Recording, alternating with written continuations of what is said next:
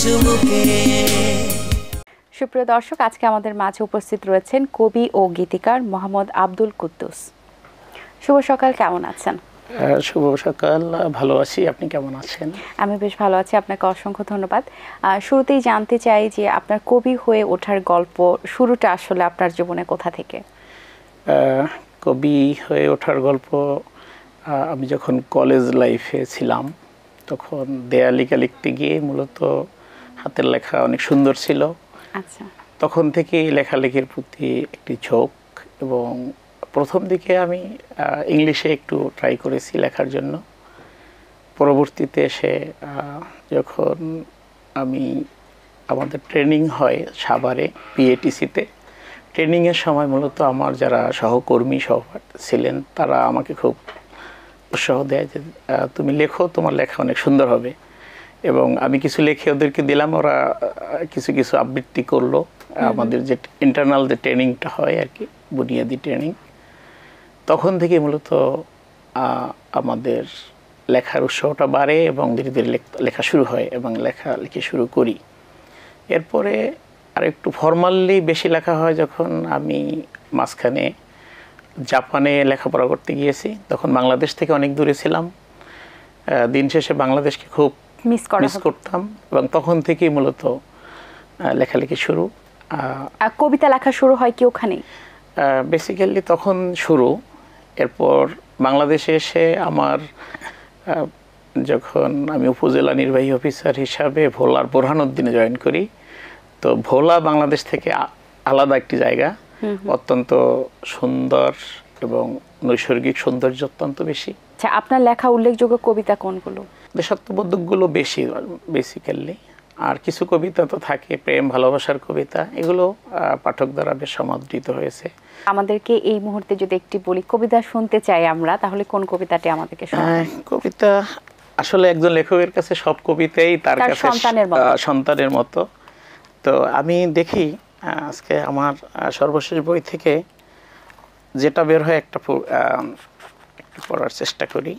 শুভ্রতাকে ভালোবেসে যত দুর্নাম ছড়ালো, কত শত প্রশ্নের জবাব দিতে হলো, চারদিক হতে অসুরেরা ঝাঁপিয়ে পড়ল, আবর্জনার স্তূপের মতো প্রস্তুত হয়ে গেলাম, কেউ বলল না আসলে অপরাধটা কি। অপরাধ আমার ছিল, দোষও আমার আছে, আমি সব কিছু ভুলে পাগলের মতো ভালোবেসেছিলাম, কলমি ফুলের ডগার মতো নিরেট জলে মাথা তুলে ভালোবাসার দোল খেতে শিখেছিলাম। মুক্ত আকাশে ফাঁকা মহাসড়কে দুহাত তুলে বলতে চেয়েছিলাম, শুভ্রতাকে ভালোবেসেই একদিন তার কোলে মাথা রেখে মরতে চাই, আর সেটাই আমার দুর্দান্ত অপরাধ। অপরাধীর আর্তনাদ ফাটা বাঁশের শব্দের মতো ঝাঁঝালো, তাই কেউ আমার জবানবন্দি শুনতে চায় না।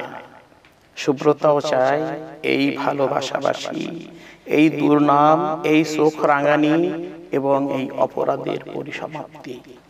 তাহলে আমি কিভাবে মরব? কিভাবে শুভ্রতার কোলে মাথা রেখে মরব?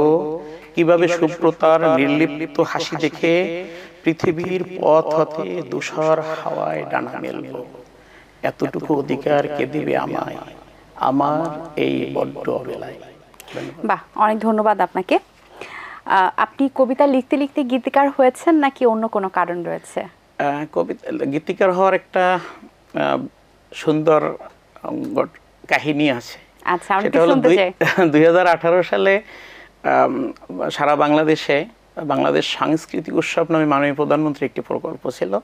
বাংলাদেশের 64টি জেলায় এই প্রকল্পের অধীনে আমাদের শিল্পকলা একাডেমি তারা এই আয়োজনটা করেছিল। তো আমি তখন ভোলার উপজেলা নির্বাহী অফিসার, আমার ডিসি স্যার অনেকগুলো গান ট্রাই করলো, যে ওখানে আবার একটা মার্কিংয়ের ব্যাপার ছিল। নর্মালি সব জেলা প্রশাসক মহোদয়ই চেষ্টা করলেন যে কীভাবে তার জেলা ভালো করবে। আচ্ছা, তো ওখানে কিছু গান, অনেক গান ট্রায়াল দেওয়া হলো। ওখানে ভোলার যারা স্বনামধন্য কবি লেখক আছেন, যারা গীতিকার আছেন, তাদের গানও দিয়ে কিভাবে সুন্দর করা যায়। শেষে আমাকে বললো একদিন রাতে যে তুমি একটা গান লিখে ফেলো, বাংলাদেশ, জাতির পিতা, মুক্তিযুদ্ধ, এগুলোকে নিয়ে। তখন আমি একটি গান লিখলাম, শেখ মুজিবের দেশ, সোনার বাংলাদেশ। এবং সেই গানটি ওই প্রোগ্রামটি বোধহয় আমাদের বিটিভি এবং দেশ টিভি তারা সম্প্রচার করেছিল ভোলা থেকে, যখন ভোলা অনুষ্ঠানটি হয়। তো ওখানে এই প্রথম এই গান অনুষ্ঠিত হয় এবং ওখান থেকে আমি প্রেরণা পাই এবং অনেক মানুষই আমাকে প্রশংসা করেছিলেন সেদিন আমার এই গানের জন্য। এরপর অনেক গান লেখা হয়েছে, অনেক সুর হয়েছে, হচ্ছে, বিভিন্ন জায়গায় যাচ্ছে। আচ্ছা, আপনি বলছিলেন আপনি দেশের গান লিখেছেন, এর পরবর্তীতে কি কি ধরনের গান লিখেছেন? দেশের গানই মূলত প্রথম শুরু, তারপর 21শে ফেব্রুয়ারি আমাদের মুক্তিযুদ্ধ কেন্দ্রিক বেশ কিছু লেখা হয়েছে গান, তার পরবর্তীতে কিছু আধুনিক গানও লেখা হয়েছে। আচ্ছা, এই দেশাত্মবোধক আধুনিক এগুলোই মূলত, ক্লাসিক্যালও দুই একটা শুরু হচ্ছে। সবকিছু মিলিয়ে যে জায়গাটা বাকি আছে সেই জায়গাটাও টাচ করার ইচ্ছা আছে। কারা কারা গিয়েছেন আপনার গান? আমার গানগুলো বেসিক্যালি যে শিল্পকলা একাডেমি, আমি যে একাডেমির যারা শিল্পীরা আমাদের জেলা লেভেলের, তারাই মূলত আমাদের যে বিভিন্ন জাতীয় প্রোগ্রাম হয় ওখানে গান করে। তবে আমি একটা জারি গান লিখেছিলাম আমার করা একটা স্কুলের শিক্ষার্থীদের জন্য ভোলায়। 2021-22 সালের যে জাতীয় শিক্ষা সপ্তাহে আমার জারি গান গেয়ে শিক্ষার্থীরা সারা বাংলাদেশে চ্যাম্পিয়ন হয়েছে। আমরা জানি যে আপনি খুব ভালো রান্না করতে পারেন, এটি কি শখের বশো নাকি অন্য কোনো কারণ? এটা আপনি শুনেছেন, আমি রান্না বান্নার কাজটা খুব বেশি ভালো পারতাম না। যখন আমি জাপানে ছিলাম তখন জাপান থেকে থাকার সুবাদে আমার মায়ের কাছ থেকে তখন স্কাইপি ছিল, স্কাইপিতে যোগাযোগ করে মূলত রান্না বান্না শেখার কিভাবে রান্না করতে হয় শিখতে হয়। কিন্তু আমি এরপরে আসার পরে আমার পদায়ন হয়েছিল ঢাকা মেট্রোপলিটন এলাকার নির্বাহী ম্যাজিস্ট্রেট হিসেবে। আমি ঢাকা মেট্রোপলিটন পুলিশের হেডকোয়ার্টারে বসতাম। আচ্ছা, আর আমার বাসা ছিল মিরপুরে। তো আমি তখন এই যে সারাদিন এই মোবাইল কোর্ট, মানুষকে এই জেল দেওয়া, জরিমানা করা, অর্থদণ্ড দেওয়া, এগুলোর মধ্যে আবদ্ধ থেকে আমি যখন এই জায়গাটা দিয়ে যেতাম তখন আমার খুব কষ্ট হতো যে এগুলো তো কোনো প্রোডাক্টিভ কিছু না, এগুলো তো অ্যাজ ইউজুয়াল যে কেউ পারে, তা আমি কিছু প্রোডাক্টিভ করি। আচ্ছা, তো সেখান থেকে মূলত শেখা। তো শিখতে শিখতে এরপরে অনেকগুলো বিষয় শিখেছি, এখন অনেকগুলো রান্না পারি। তবে আমার কি ধরনের রান্না পারেন একটু শুনি? আমি যেমন কিছু চাইনিজ রান্না পারি, কিছু থাই রান্না পারি, আর বাঙালি রান্না গ্রামীণ বাংলার যে আমার মা চাচি খালারা যেভাবে রান্না করতেন ওগুলো প্র্যাকটিস করি। এখনো বাড়িতে গেলে কম বেশি মানে মায়ের সাথে লেগে যায় যে মা আমি শুরু করে দিই। আচ্ছা, আপনার তৈরি রান্না কে কে খেয়েছেন এবং প্রশংসা পেয়েছেন কেমন? এটা আমার স্ত্রী, আমার মা, আমার কি বলবো, আমি ভোলায় যখন ছিলাম আমাদের যে মাননীয় সংসদ সদস্য মহোদয় একদিন অফিসার্স ক্লাবে আমি পুরোটা রান্নাটা আমি করেছিলাম। তো উনি খেয়ে তো মানে বললো যে বাংলা এত সুন্দর হতে পারে, সব বাংলা আইটেম করেছিলাম এই আর কি। তো সব মিলিয়ে যেখানে যাই সবাইকেই কম বেশি আমার অফিসার সহকর্মী কলিগ যারা অফিসার আছে তারাও মাঝে মধ্যে এখনো সুযোগ পেলেই উইকেন্ডে তাদের আসেন আজকে রান্না করবো, এই আইটেমটা বানাবো। তো সবাই খুব আগ্রহ নিয়ে, আমার মনে হয় খাওয়ায় যত না স্বাদ হয় কিন্তু এই রান্নাটা করি সবাইকে নিয়ে, যে সবাইকে পার্টিসিপেটরি অ্যাপ্রোচে, এটা খুব আপনিও খুব এনজয় করেন রান্না করাটা? হ্যাঁ, এনজয় করি। আপনি ব্রাহ্মণবাড়িয়া পৌরসভার সিইও, উন্নয়নমূলক কি কাজ করা হয়েছে? ব্রাহ্মণবাড়িয়ায় আমি জয়েন করলাম ওখানে প্রায় 2 বছর 6 মাসের মতো। এই সময়টা আমি আমাদের যে অফিসিয়াল যে কাজ এগুলো তো আমি করি, যথারীতি করতেই হয়। রাস্তাঘাট, ড্রেন পরিষ্কার পরিচ্ছন্নতা, সিটি কর্পোরেশন বা মিউনিসিপ্যালিটিসের যে কাজগুলো সরকারি যেগুলো আছে সেগুলো করি। এর বাইরে কিছু আমি কাজ করেছি, সেটা হচ্ছে যে এখানে বাংলা সাহিত্যের অমর কথা শিল্পী অদ্বৈতমল্ল বর্মন, তার বাড়ি আমার মিউনিসিপ্যালিটির ভিতরে। তা আমি ওখানে জয়েন করার পরে আমি তার বাস্তবিকটা খুঁজে বের করলাম যে কোথায় তার এই। তো ওখানে আমি একটি স্মৃতি গ্রন্থাগার এবং গবেষণা কেন্দ্র তৈরি করেছি। ওখানে এখন আন্ডার কনস্ট্রাকশন চলছে কাজ, এবং গত 2 বছর আমি এখানে অমর 21শে বইমেলার সাথে সমন্বয় করে ওখানে 3 দিনব্যাপী বইমেলা আয়োজন করেছি অদ্বৈত ভিটাতে। সেখানে আমাদের পশ্চিমবাংলা এবং আগরতলা এবং বাংলাদেশের পতিতদশার কবি সাহিত্যিক তারা এখানে অংশগ্রহণ করেছেন এবং খুব সাড়ম্বরে। এটা আমার মনে হয় ব্রাহ্মণবাড়িয়ায় অফিসিয়াল কাজের বাইরে মনে হয় এটা সবচেয়ে একটা ভালো কাজ করেছি। ইদানিং আমাদের যে মাননীয় মন্ত্রী মহোদয় মাসখানেক আগে বললেন যে আমি তোমার সাথে থাকবো, এবং এই কাজটা খুব আমার কাছে ভালো লেগেছে। তো সবাইকে নিয়ে এই কাজটা করি। দিন শেষে আমরা প্রতি মঙ্গলবারে মঙ্গল সাহিত্য আড্ডা নামে একটি আড্ডা দিই। ওখানে ব্রাহ্মণবাড়িয়াকে বলা হয় বাংলাদেশের সংস্কৃতির রাজধানী, সেই হিসেবে ওস্তাদ আলাউদ্দিন খাঁর স্মৃতিভূমি, আরও মানে মনমোহন দত্ত আছেন। তো তাদের এই ওখানে যারা মূল ধারার লেখক কবি সবাইকে নিয়ে মঙ্গলবার আমরা প্রতিনিয়ত আড্ডায় জমি কিছু প্রকাশনা সবাইকে নিয়ে নতুন কিছু লেখক কবি সৃষ্টি করার এই কাজটা আমি করি।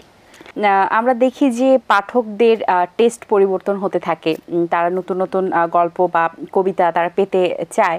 তো পাঠকদের আসলে টেস্ট এখন কেমন, কি ধরনের বই তারা পড়তে পছন্দ করেন? পাঠকরা যারা নতুন প্রজন্মের পাঠক যারা, তারা আসলে সবচেয়ে দুই ধরনের আমি খুব লক্ষ্য করেছি। যারা আমাকে ফিডব্যাক দেয়, আমি যাদের আমার বইটা তারা পড়ার পর তো একটা ফিডব্যাক পায় বিভিন্ন মাধ্যমে, হয়তো হোয়াটসঅ্যাপে অথবা ফেসবুকে, বিভিন্ন সময় তো সেটাই লেখককে আরো বেশি উৎসাহ। হ্যাঁ, তারা বেসিক্যালি যে আধুনিক কবিতা এবং কি বলবো যে রোমান্টিক কবিতাগুলোকে অনেকেই পছন্দ করে। আর এক শ্রেণীর যারা একটু মানে মাঝ বয়সী বা আমাদের প্রজন্মের, তারা দেশাত্মবোধক, স্বাধীনতা, মুক্তিযুদ্ধ এইগুলোর কেন্দ্রিক লেখাগুলোকে, হ্যাঁ এই লেখাগুলোকে তারা খুব একটু পছন্দ করে আর কি। এই সব কিছু মিলে সোশ্যাল মিডিয়ার যুগে যারা মূল ধারার কবি, সাহিত্যিক, লেখক রয়েছেন, তাদের জন্য একটু চ্যালেঞ্জিং বেঁচে থাকা। কিন্তু যারা এখন এই প্রফেশনে আসতে চান, তাদের উদ্দেশ্যে আপনার কি বলার আছে? যারা আসবেন তারা এমনিই আসবেন। এখানে কবি হওয়াটা খুব সহজ কাজ নয়। বাংলা সাহিত্যের যারা লিখেছেন তারা, তাদের এটা সাধনার বিষয়, তারা অনেক সাধনা করে গেছেন। কে কতটুকু সাকসেস বা সফল হয়েছে সেটা কিন্তু তার জীবদ্দশায় যে হবে বিষয়টা তা নয়। আমাদের বাংলা সাহিত্যের অন্যতম শ্রেষ্ঠ কবি জীবনানন্দ দাশ, তার জীবদ্দশায় তো তিনি এত জনপ্রিয়তা বা এতটা মানুষের কাছাকাছি আসতে পারেননি, কিন্তু ওনার চলে যাওয়ার 100 বছর পরে এখন আমরা জীবনানন্দকে এড়িয়ে যেতে পারি না, তাকে আমাদের স্মরণ করতেই হয়। তো এই সাধনায় যারা এক শ্রেণীর মানুষ, তারা আসবেই, তাদেরকে কেউ বাদ দিয়ে রাখতে পারবে না। এটা কে আসবে সেটা বলাও কঠিন। তবে যুগে যুগে, সব ভাষায়, সব দেশেই তাদের নিজস্ব সংস্কৃতি, সাহিত্যকে তারা কেউ না কেউ ধরে রেখেছেন। আমাদেরও ধরে রেখেছেন যারা আমাদের পূর্বসূরি ছিলেন, এখনও রাখছেন, ভবিষ্যতেও রাখবে। তবে আমি খুব আশাবাদী যে বাংলা সাহিত্যে নতুন ধারার সৃষ্টি হবে।